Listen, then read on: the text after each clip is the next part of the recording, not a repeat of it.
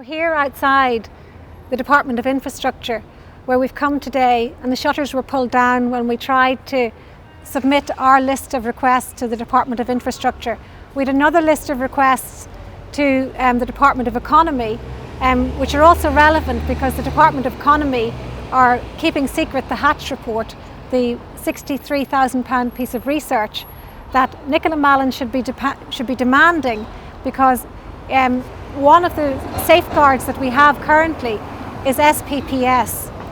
Outside of the Department of Infrastructure, 100 miles away from Fermanagh, and across the street from the Department of Economy, and also across the street from Health Services as well.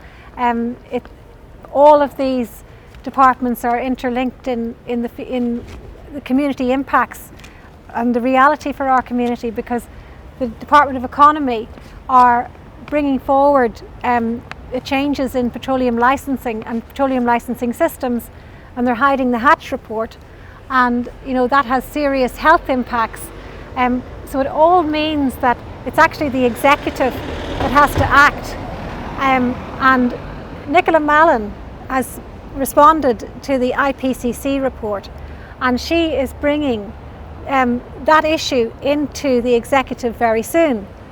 Now, when Nicola Mallon does that, she can't ignore the fact that across the street, the Department of Economy are actually hiding the £63,000 Hatch research to inform petroleum licensing that was managed by GSNI, several of whom moved to actually work for the fracking company Tamboran. Now, Minister Mallon needs to make a statement on how she is going to manage the conflict of interest, if there is a conflict of interest, or any conflict of interest that's arising from her husband's role in the petroleum licence application, because apparently he works for a company that was part of the PR for that petroleum licence application that is covering 5 council areas all around the south of Lough Neagh. And that's quite serious, because we need her on the executive. When she goes in to speak about IPCC, this United Nations scientific report to say that it's urgent to stop fossil fuels because they're the worst climate offender, what is she going to do in the executive? What she needs to be doing is bring forward a change in policy, a suspension of the 1960s Brian Faulkner's petroleum policy to say maximise petroleum in Northern Ireland, and put a ban on petroleum licensing. But what is going to happen? How is she going to vote for us on that if she's any conflict of interest in relation to the oil and gas industry that her husband is apparently supporting whenever he's working for the PR for them? We really just need to understand what's actually going on there, and we were so disappointed not to be able to get to meet with her. Minister Mallon should be demanding that the Hatch report is actually made public immediately, because it's required for her to consider if it's actually going to compromise the SPPS requirement for research that is in place. And she needs to make a clear statement to support a ban on petroleum licensing to avoid increase in methane, which is the worst climate offender.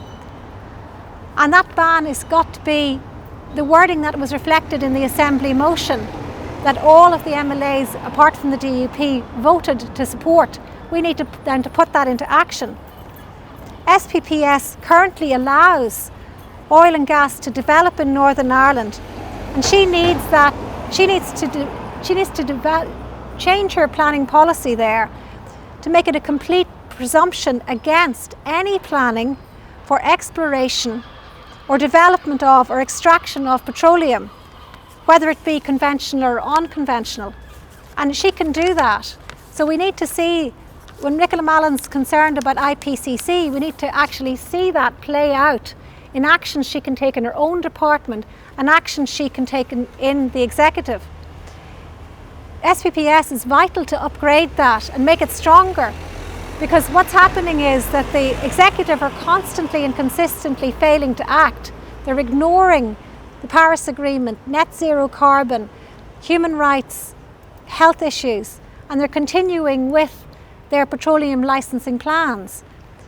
Now, she can do something there by changing SVPs to make it better so that if they continue to fail, then at least SVPS is there in place. But obviously, they have to act. Planning legislation that is geared to gas must stop. You know, she's got to stop the fossil fuel infrastructure, because the climate impacts of gas have got to be considered. But basically it comes down to that Nicola Mallon needs to walk into the executive and demand a ban on petroleum licensing. And we must have a firewall between policy and influence between the oil and gas industry, Department of Infrastructure, Department of Economy. We've got to stop that influence, because how are we going to stop climate change and stop the oil and gas industry, which is doing so much damage to health and environment here and in communities all across the world?